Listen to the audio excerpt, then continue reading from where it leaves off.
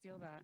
Can you guys hear me? Yes. Okay. If I get too far away, because this is going to be my technical challenge, getting too far like that, just, give me a sign. So my name is Meredith Ingram. I am, like Ellen said, the founder and CEO of an agency called the RiotMind Agency. We do communications, public relations, and marketing for space and deep tech companies.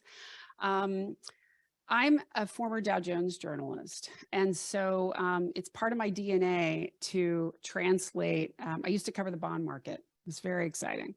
And it's part of my DNA to translate technically complex topics into something that's digestible, basically. When I moved into communications many, many years ago, I was able to kind of marry that, that with tactics and being able to gain visibility and build reputation for companies. We've expanded into marketing, and that's one of the things that we're going to talk about today, basically. I'm joined by, like Ellen mentioned, M2 is up there, Meredith Schweitzer. She's my partner in crime. She's a tiny little head on the screen. And Meredith, you want to say hi so we can hear you?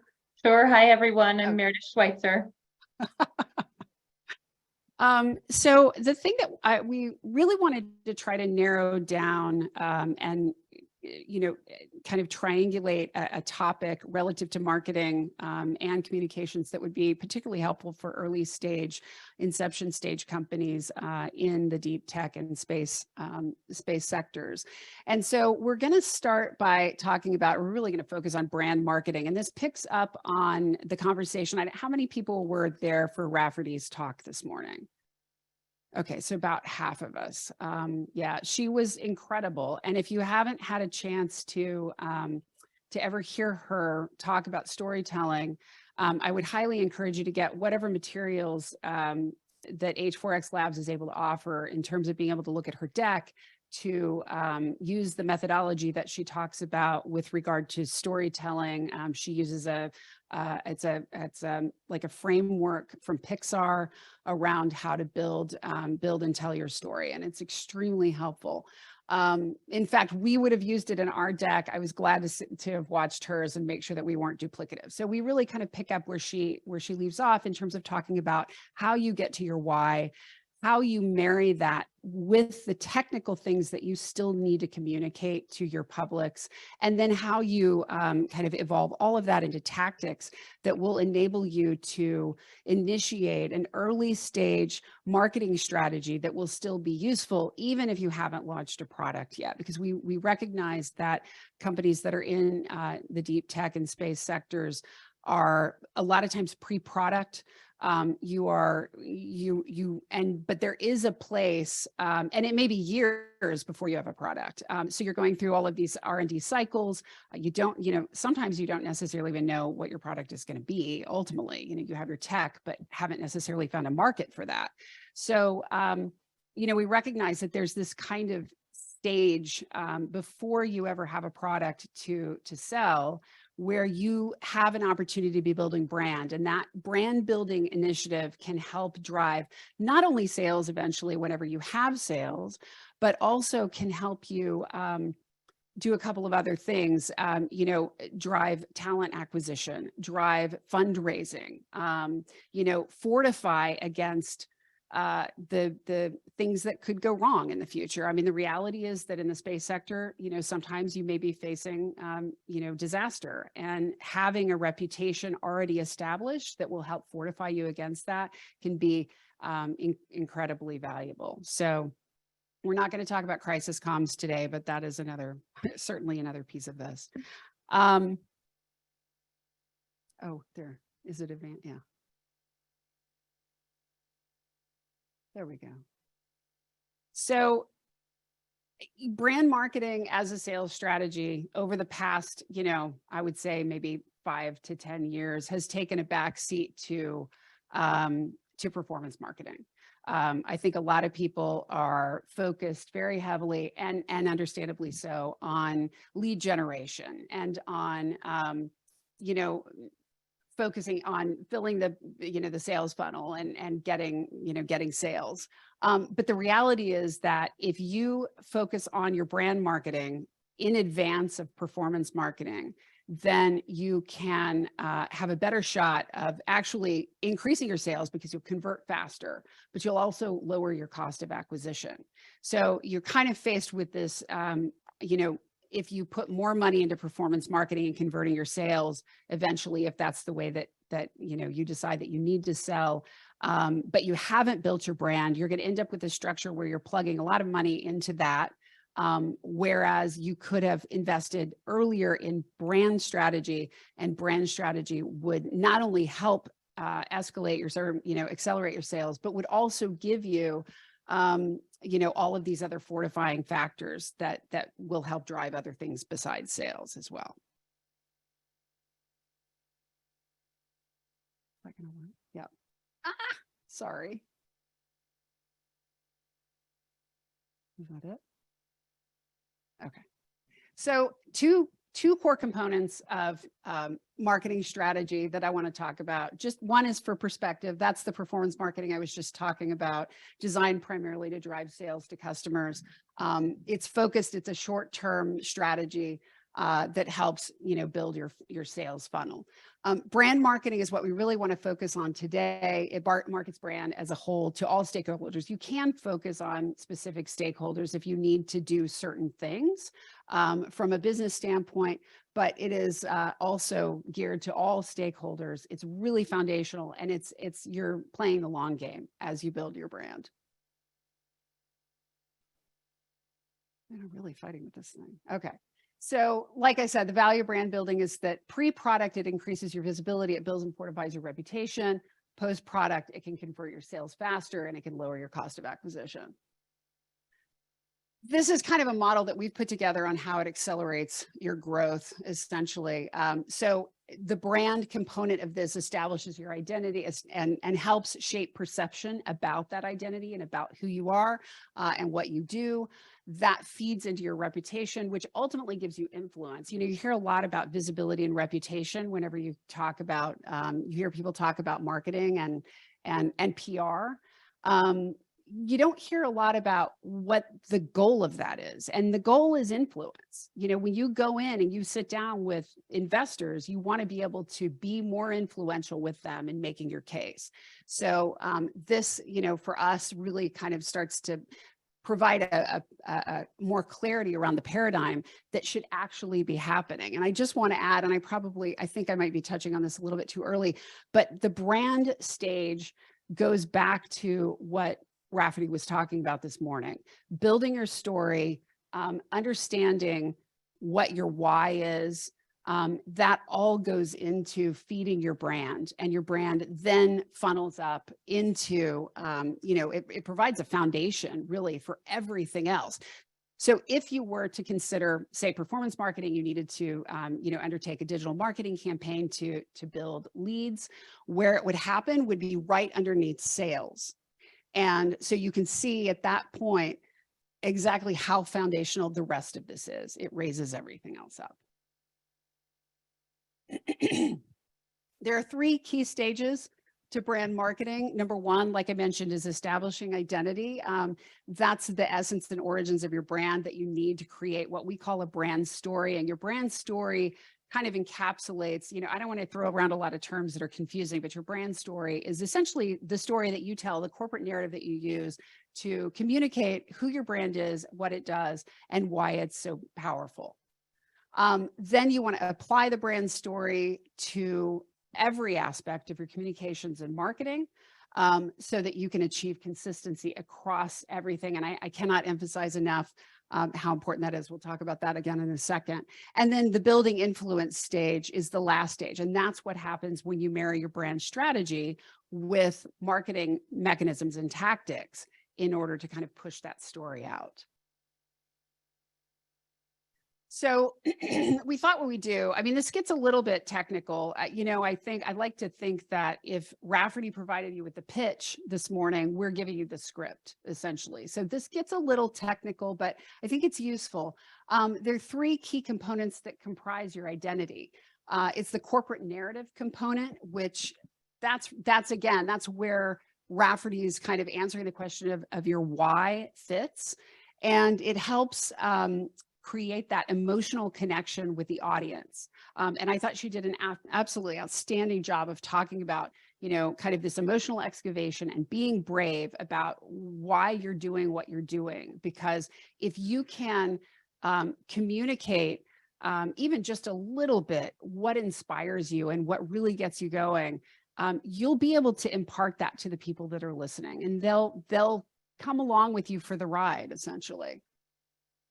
The second piece of it, the second piece, you know, and I should just add that we always talk about that first part, the corporate narrative, not just relative to the why, but also relative to the who, because I think that the why is it's really driven by who you are, what your values are, what's important to you, what are you trying to change in the world. That's your why. And again, we'll dig into that a little bit more. The second part of it is the messaging strategy and the key messaging. And those things are kind of distinct. I think, you know, a lot of times we throw around the term messaging, but the reality is that there should be a strategy underpinning your messages. And that should be informed by your competitors to some degree, you know, taking a look at who's operating in the marketplace, how they're positioning, where you can fit that maybe they are not addressing. And then in addition to that, having a shared vernacular with the rest of your team, that's part of the messaging as well. Because if you guys are, you know, we're recently working with a cybersecurity client. It's, to be fair to them, it's a completely new company, but they, over the course of talking to 5 different people in the organization, are talking about their platform with 5 different terms. And it's incredibly confusing. So something even as simple as just making sure everybody is singing from the same hymn book can be extremely helpful in communicating to, you know, about your company to other people.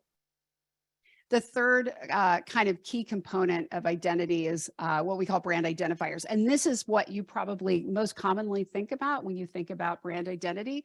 It's the visuals, it's your visual brand, it's your logo mark, it's your fonts, it's your, you know, your color palette.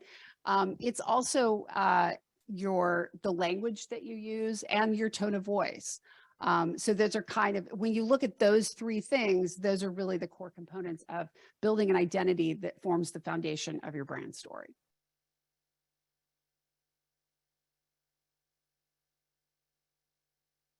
So, like I mentioned earlier, when you're applying the brand story, the communications consistency is absolutely critical. This is kind of a footnote in a way, but I cannot emphasize how important it is.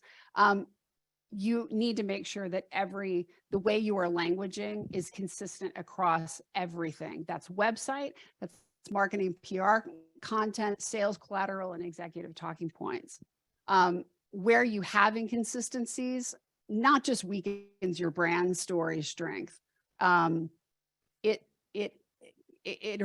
time you have a brand inconsistency, it erodes the perception of professionalism that you have. So the third part of brand marketing is the building influence component. And this is when you marry the brand identity with your thought leadership. And so I'm sure everybody's heard of thought leadership. It's the term that's thrown around a lot.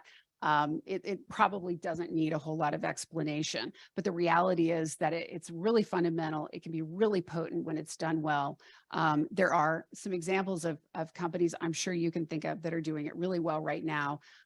You know, it's when a company identifies either, you know, a component of their why or part of their expertise and takes that and scales that across all of their communications to help form a core component of their brand identity. And that's the part that they start being associated with across all of their publics as being an expert in.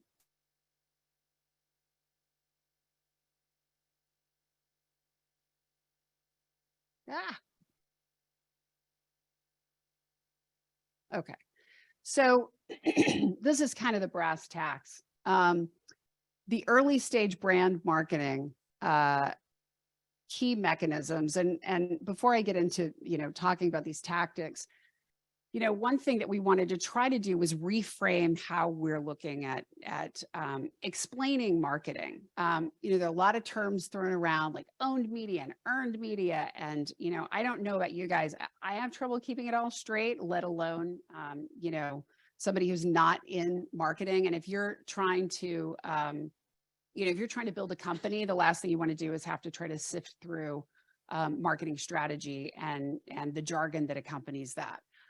So one of the things that we wanted to try to do, especially for early stage companies, was to talk about a framework that is relevant to marketing for early stage companies. So these are the tactics that you would use to initiate an early stage marketing program, not just brand marketing, but marketing generally. When you're in the early stages, you're not at the point where you're doing sales generation. You're not doing performance marketing. You may be, I'm just going to jump ahead here. Let me see. Is that going to work? There we go. You may be at this point in your, your kind of business growth. These are the 4 key stages of marketing. So there's customer discovery, when you're still trying to find the product market fit. There's customer validation, where you're understanding what it is that customers need and what motivates them to actually buy.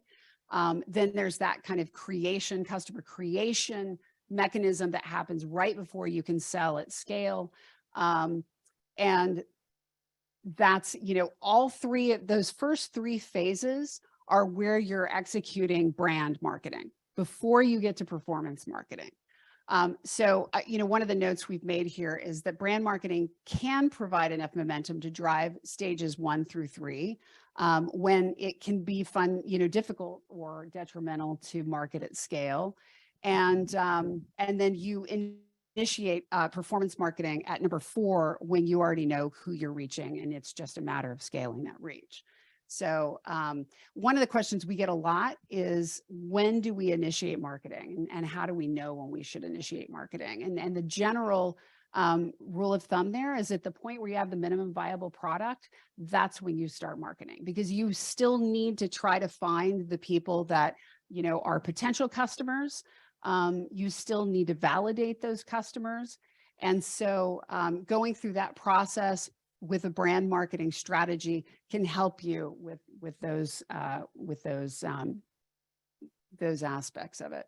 Let's see, I just want to go back here really quick. We'll go back to tactics for a second. So one of the things that I want to note about the tactical mechanisms that are available to you in the brand marketing stage are these 2 columns. So we've got first party promotion and we've got third party validation. That's a really important point to make, because first party promotion are the tactics that you can undertake directly. You have full control over them.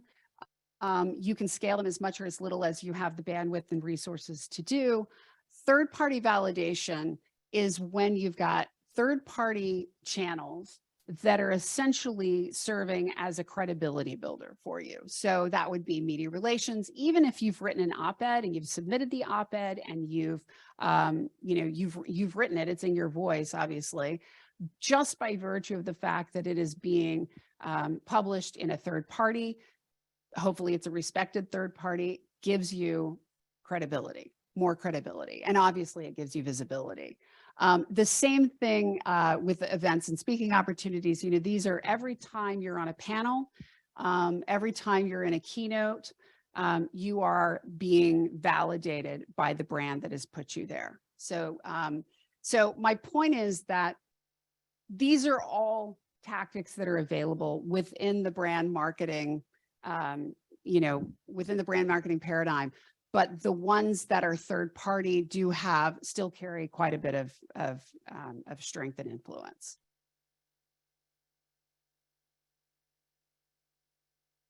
Yeah, and this is a note just to say that because brand predates product, it buys you time to mature while you're building a presence, and you're still able to build a presence and a profile.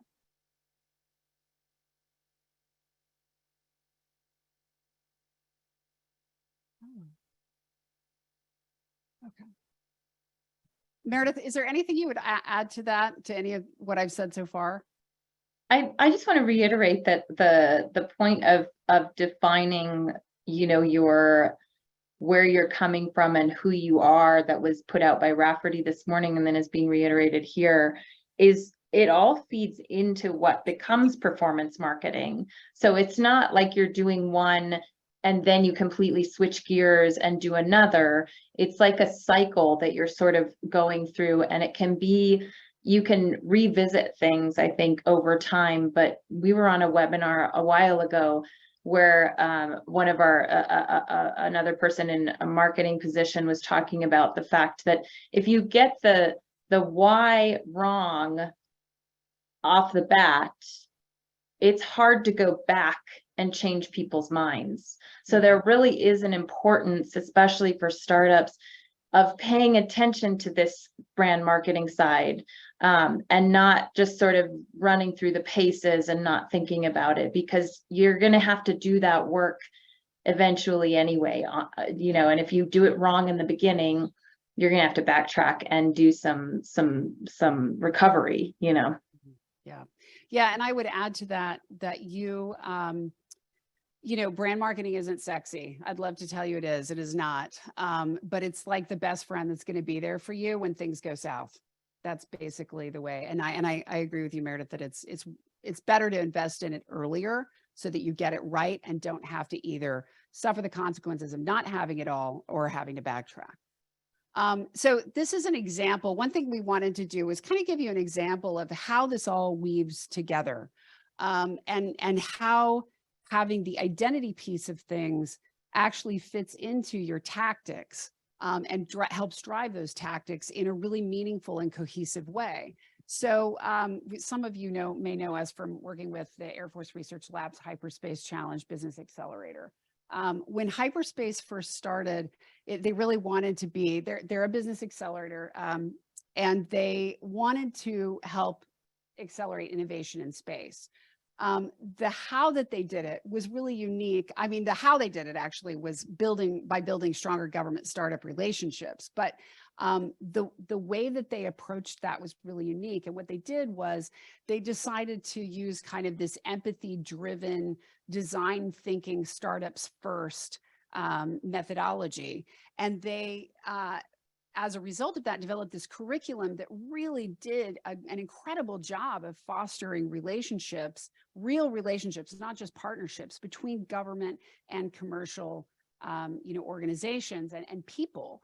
And so there was something in the alchemy of what they did that was really effective. And we still get the feedback on this from people that will come out. We actually were approached by somebody at Space Symposium who spent 45 minutes talking about how incredible Hyperspace Challenge was to their ability to forge these relationships with the government, because of the fact that they really felt heard. They felt like the entire curriculum had really been built for the startup, and it was very resonant with them. And so what we were able to do was we kind of leaned into the fact that Hyperspace Challenge is based out of New Mexico. So they had this really accessible identity, and a strong emphasis on service. And I don't know how many of you have met New Mexicans, but they're very friendly people. So, there was a kind of alignment between the approach that they used and their personalities. It wasn't just their why, it was who they were, how they approached building these connections between the government and commercial. And so we built a thought leadership campaign around that, where we explored innovative approaches for building partnerships just like that between government and commercial. And the result of this, and there have been, quantifiable results that are really significant relative to the levels of investment that a lot of these companies have gotten. But one of the most unique results from it is this loyalty from the Hyperspace alumni that is almost like this cult following. And so that's a perfect example where you're kind of starting with, with their why, and you're going all the way through to their thought leadership, and then how that why gets reflected in the public domain.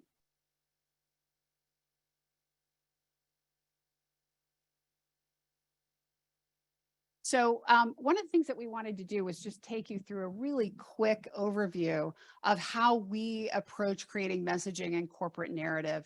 And I think that it's similar to what Rafferty was talking about this morning, but it also gets a little bit more into the technical sides, how you pull the messaging pieces together and that corporate narrative and weave that in with your why and form that kind of identity and brand story.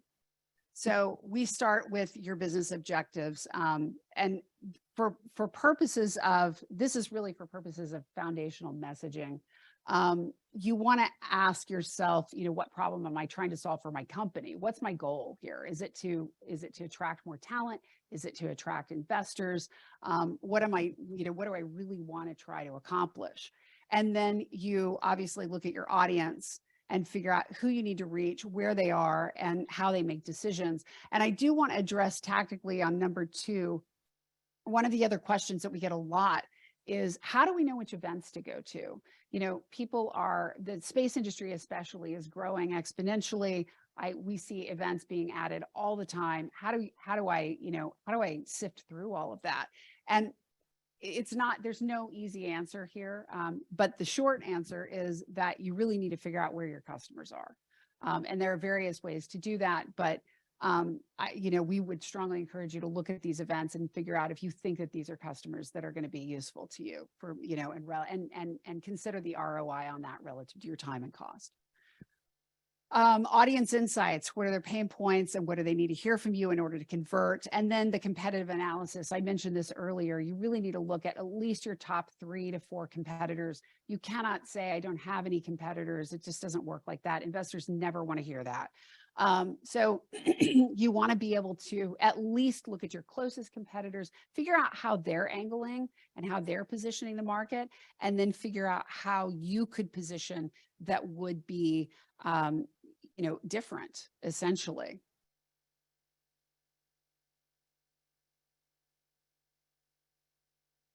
And then the second part of this is the message mapping, which is now you're asking yourself, what problem am I solving for the market? And then how do you solve it? Ideally, that's differently from anyone else. You're going to want to have a general idea, like your 2-sentence version of how you solve it. And then and some people would call it your elevator pitch. I'm not going to call it that. And then specifically how you solve it. What are the proof points that you're using to be able to show that you actually can solve this? And if you can back that up with data, that's even better. The more data, the better, whether to prove the problem or whether to show the solution.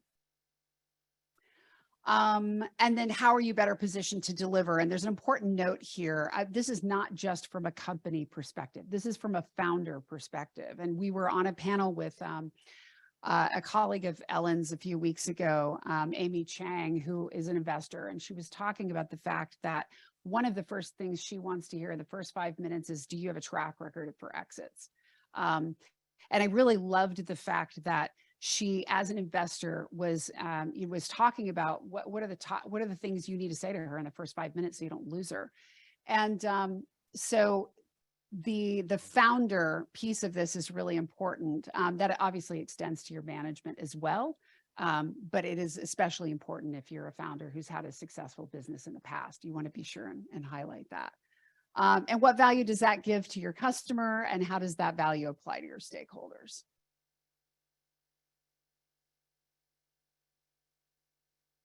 And then the last bit of this is the part that Rafferty talked about this morning, weaving the emotional connection into your brand narrative.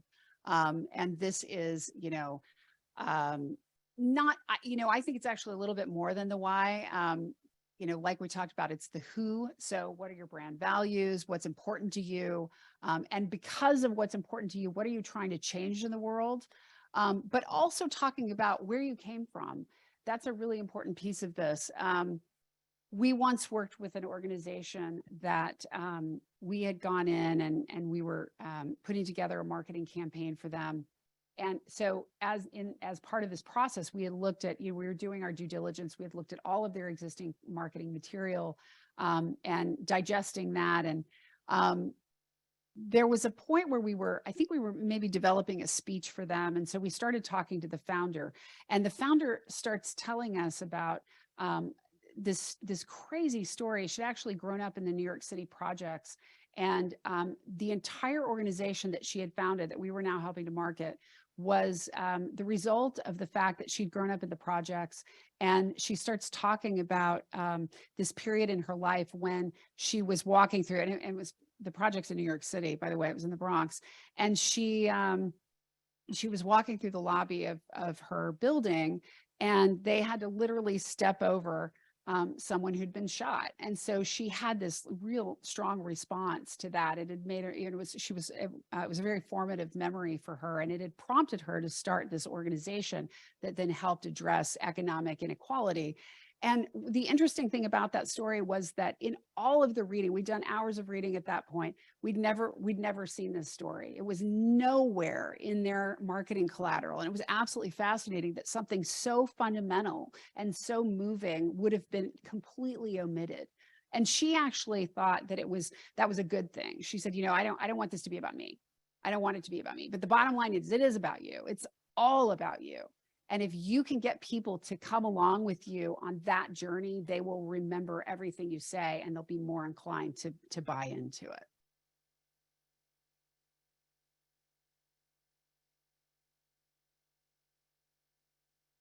So I just want to leave you with some final tips. This is something that we tell everybody: message for the intelligent layperson. You're not going to dumb down your tech by messaging for, one thing I always like to say is the Wall Street Journal is written at 11th grade, 10th, 11th grade level. They're not dumbing things down. They're just making it understandable. Most daily newspapers are written for about an 8th grade level. So that's maybe a little bit dumber, but if you're hitting at a Wall Street Journal level, you're still only writing for 10th graders, 11th graders. Keep that in mind. And I would add that we have heard time and time again from investors, don't assume that just because we invest in tech, even if it's space or deep tech, now sometimes they're really knowledgeable, but these are industries that are moving at a really rapid rate. Things change all the time, and don't assume that they know what you're talking about, because they may not. They just may not have time to stay as up to date as you, and they'll never know as much as you do. Don't get lost in the technical jargon. Drop the acronyms. Again, try to message for a 10th grader or 11th grader, a smart one. Don't forget where you came from. That's the origin story, the brand story, the kind of emotional excavation that you need to do to show people what prompts you to action. Make an emotional connection with them through those stories. Listen to your marketing and comms people. If they tell you need to make it, dumb it down, or you need to make it clear, or you need to lose that jargon, listen to them. They know what they're talking about. Be authentic about who you are, and be modular. One of the things that we always do is that we think about a brand story as a full narrative, a full arc. And so you've got, when you're telling that story, you're kind of chunking it. And what that allows you to do is when you go down and sit with an audience, you can get a sense of how much knowledge they have and where you need to pick up in that story. And so if you've kind of developed this thing in a chronological way, or at least a logical way, then you can figure out where you need to pick up in the story and take it from there, instead of giving them a lot of exposition that maybe they don't need. And have some fun. And I don't say that lightly, actually. I say that with some level of seriousness. If you're enjoying yourself, they'll enjoy themselves. Your audiences will enjoy themselves. They'll remember you. It will be it'll make your brand more dynamic and sticky. And that's what you want. Meredith, is there anything else you would add? That was so much. So I want questions. I think we're in a good spot for questions, but I can't emphasize enough, the make the emotional connection, speak at an intelligent person level, and ditch the jargon. I feel like those three in particular we run into that so frequently that those are really, if you take nothing else, take those. Take that. Do we have time for questions? Is that all right? Any questions?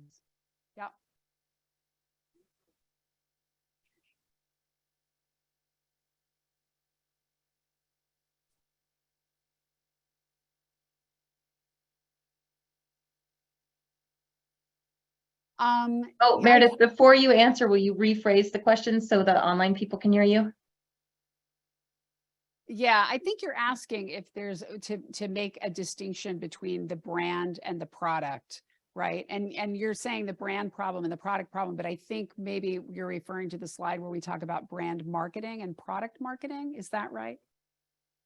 Yeah. So, so I don't know if you guys caught that. Is that, Meredith, did that make sense? He's asking about the difference between brand marketing and product marketing. Okay. So I'm just going to go back to the beginning. Basically where we're making a distinction here is that there are kind of two fundamental marketing strategies. Is that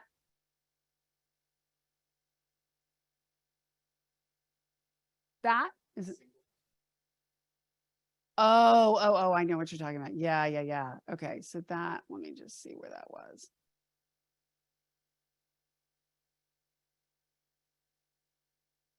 I think that was here, right?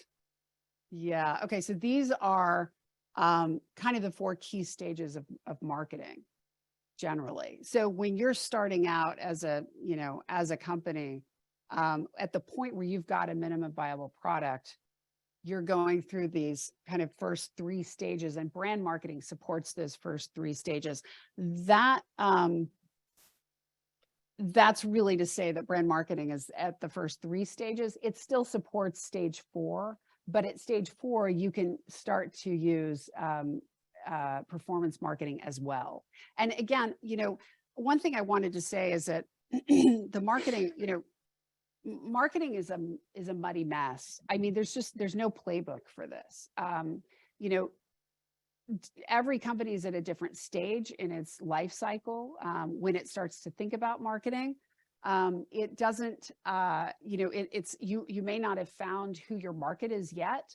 You may have a tech that you started with, and then you discover you're going to evolve that technology as you partner with the government, for instance. So where you start is not necessarily where you're going to end. And so the way that you market needs to kind of evolve with that. And there's no one right answer for every company, frankly. And I would add that you should always view it as an iterative process. So you are to some degree, as much as marketers like to say that, it's a science and it can be measured. The reality is that, you have to iterate, you have to be creative about it. You have to try to see what works. And then you have to be willing to pivot if it's not working until you find something that does. Does that, I don't know if that answers your question. Any other questions? Yeah.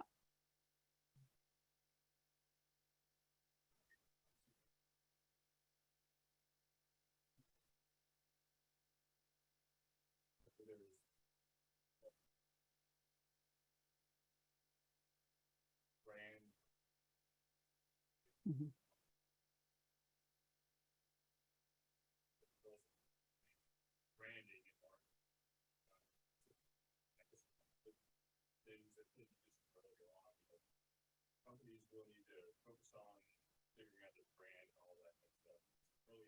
Mm-hmm.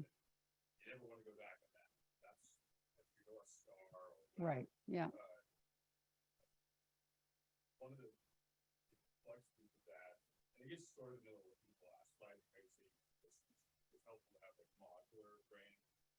Mm-hmm. Yeah.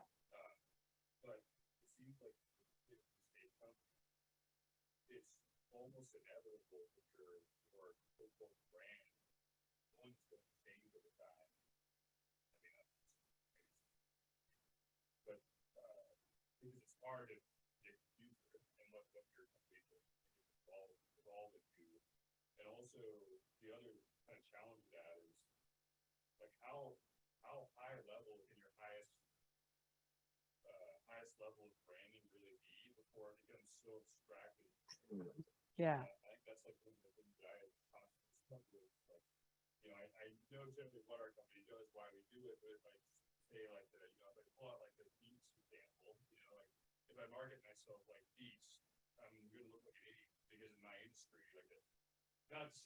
can't do that effectively, but you have to have probably a lot of branding and marketing geniuses to come up with something that compelling.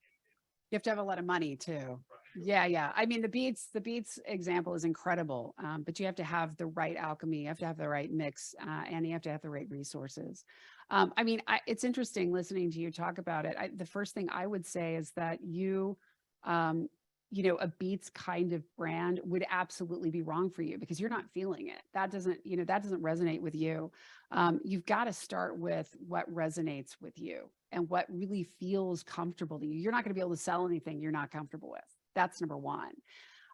Number two is that you can be, I think you do need to be careful that you're not super abstract.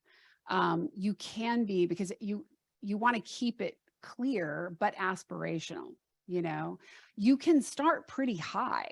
The key is to then progressively go drill down, right? So it's almost like an inverted, in journalism, there's a concept called the inverted pyramid. And it's really like that, where you can start big with an umbrella brand concept and then keep going down and down and down. And I guess that's kind of what we're talking about here, is being able to layer it down, so that then you can even apply some of these other things to your tactics, all the way through. I don't know if does that answer your question? Oh, and Meredith, kind of. can I add one point to that? I'm not sure what the question was, but I think that it had to do with sort of how to get behind your own vision. And one thing that you and I like to do with clients, because I come from a world of nonprofits, is to encourage founders to think about themselves like nonprofits do, in terms of like what change you want to see in the world. And if you were fully successful, what would the world look like in 5 years? And like, what does that mean, and how does that emotionally resonate with you as a founder? And that helps you get at a little bit of that kind of like the vision behind Beats and the vision behind what you're doing. Yeah, and I would add to that, relative to your particular question, that if yes, you may pivot, but generally, I think you want to go high enough that even if you pivot on the tech, the outcome is probably still going to be similar. You're not going to scrap, I mean, if your goal is to build a sustainable LEO, right? You're talking about, access to space, right? That's probably not going to change. I mean, your tech right now might support that. And if you change the tech, it's probably still going to be in a similar, you're not going to change it completely. That would really be like starting over, that would be a different company. So I would say that, you do want to go abstract enough that it kind of reflects not only what you're, like Meredith's saying, what change you want to see in the world, but overarches, technological pivots that you may have to make. So any other questions? Question online. Okay. It's, where do you find customers, and how can you engage customers on finding out what they truly need? Okay, so where do you engage customers, and how can you find out what they truly need or want? That's a really good question. So that starts in the kind of customer discovery phase, that first stage of marketing. And one of the best ways to do it is to initiate a brand marketing campaign that then can allow you to start engaging with people. So at that point, we had a client recently who participated in a panel at a conference, and afterwards, it was something as simple as just being on a panel, and afterwards he had several people come up to him and say, "Can we talk to you? That was really interesting what you said." So it's, to some degree, it's organic that way. That's a little bit more of a passive approach. Another approach might be, like when we went to the tactics page, where you're writing op-eds, and you're essentially, when you're putting yourself out there, whether it's, regardless of the marketing channel, you're inviting people to come to you and to learn more about you and to hear what you have to say. And that's really the way that you want to kind of start to activate that first layer of customer discovery. Another great way to do it, honestly, is to participate in every accelerator you can. It sounds crazy, but it's one of the tactics that we actually advise clients to do.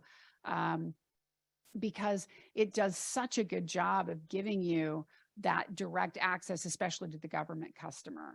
But you know, a lot of accelerators are built not just for government. You know, they're built for B2B enterprise. So that is one of the best ways that you could initiate that process, and then you can follow that up with you know, with brand building tactics that can help keep it going and maybe even accelerate it.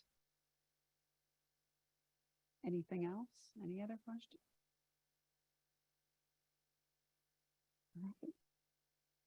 All right. Well, thank you guys for coming. Hit me up if you have any questions as a follow on, and hopefully we were helpful. Thanks.